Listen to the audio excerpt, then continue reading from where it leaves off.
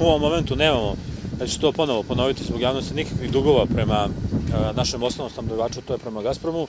i ono što je preprogramirano redovno se prati, dakle nismo ugroženi ni sa količinama, ni sa transportnim ugovorima, ni sa količinama gasa, nismo ni finansijski ugroženi. Ja želim da se zahvalim Vladi Republike Srbije koja je na aktivan način učestvuje u finansijskom restrukturiranju Srbijagasa koje je počelo.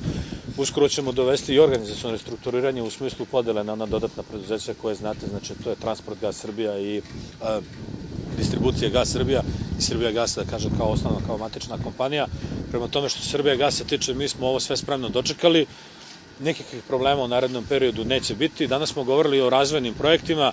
vi možete slobodno u svojim izveštajima da kažete, znači da je u toku su, znači, prvi radni sastanci oko izgradnje druge faze Banatskog dvora. Ja ponavljam, to će se finansirati samo, bit će u kapacitetu do 1 milijarde metara kubnih. Mi smo danas objasnili kolike su to uštede kad imate skladište u svom dvorištu, na koji način se pojeftinjuju svi troškovi, pre svega transportni troškovi u Mađarskoj,